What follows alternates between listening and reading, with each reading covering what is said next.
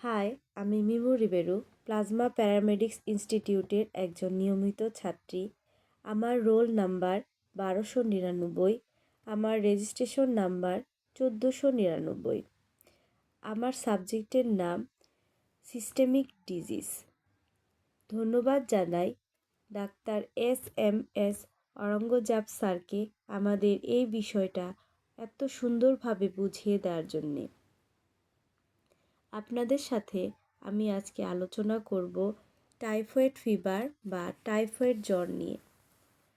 Typhoid is a clinical condition যেখানে সালমেনেলা টাইপি নামক ব্যাকটেরিয়ার আক্রমণে অন্ত্রে বিস্তীর্ণ প্রদাহ হওয়ার ফলে শরীরে উচ্চ রক্তচাপ বা হাই ফিভার দেখা দেয়।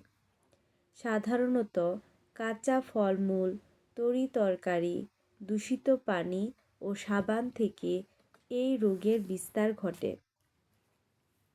এই রোগের লক্ষণ: জ্বর প্রতিদিন সন্ধ্যায় আসে, তবে পূর্বের তুলনায় জ্বর বৃদ্ধি পায়। জ্বর পূর্বের সকাল থেকে পরের সকালে কম আসে। জ্বর 103 থেকে 105 ডিগ্রি পর্যন্ত হতে পারে। তাপমাত্রা বৃদ্ধির সাথে সাথে নাড়ির গতি বাড়ে না। জ্বর হঠাৎ শুরু হয়ে 8 থেকে 5 দিন পর্যন্ত টানা থাকে। ধীরে ধীরে মাথা ব্যথা বৃদ্ধি পায়। অবিরাম জ্বর, হৃদস্পন্দন স্বাভাবিক থেকে কমে যাওয়া, বুকে পেটে লাল ঘামাচির মতো র্যাশ বের হওয়া, ডায়রিয়া বা কনস্টিপেশনও হতে পারে।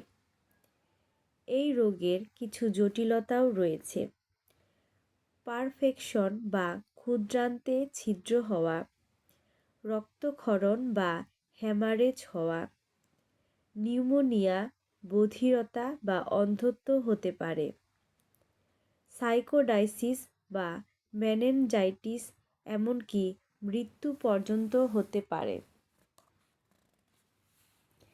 টাইফয়েড ফিভারের ট্রিটমেন্ট: অ্যান্টিবায়োটিক দিতে হবে। জ্বরের জন্য প্যারাসিটামল দেওয়া যেতে পারে।